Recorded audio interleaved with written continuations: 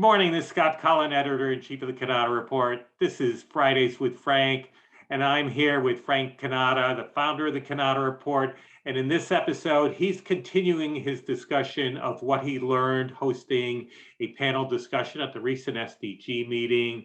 And the topic that came up at the panel was lease returns. And here's what he has to say about that. There was a very strong concern from this group about end of leasing processes and practices. And they specifically asked for me to, as a moderator, to ask that question. And I said, I don't mind asking the question, but why? I mean, I felt that we came up with 24 questions that were not anything to do about leasing. But we asked out there, obviously it's their show and they've got a right to ask for that. And I'm more than happy to pose it. And I said, is there anyone in particular any one manufacturer?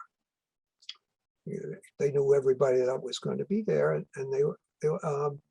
Phil Hauser, I guess it was, and Richard Van Dyke both said ask Rico because we feel they understand what it is we're trying to do.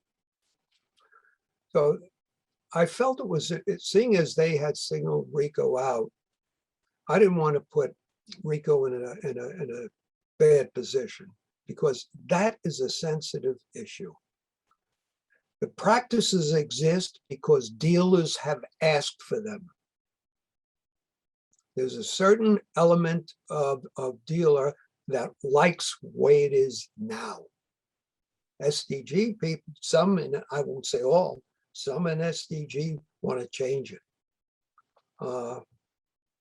So you ask a manufacturer, what are you doing about changing these practices?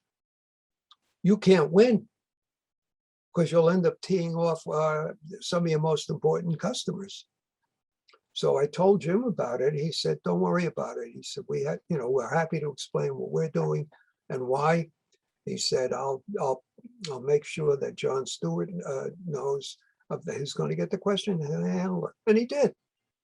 And basically what their answer was, Rico Finance Group, I don't know, I forgot what they call it, but in other words, their leasing arm is doing some of the things that they would like to see done with their own end user customers. It's got nothing to do with dealers.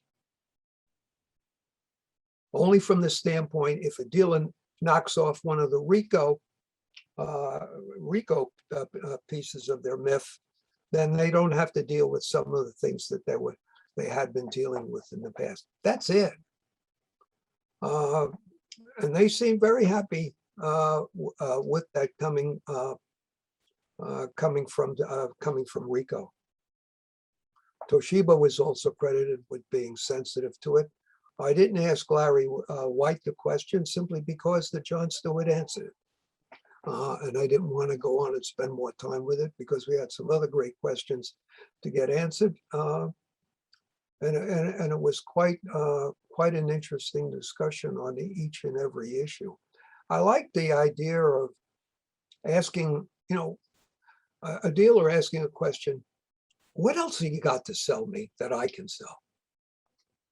We know what's going on. We're dealing with A3 versus A4. We're dealing with overall decline in clicks. What am I going to use to replace that lost income? And it was very interesting what the panel had to say about the products. Mostly the response was around software services, which is typical.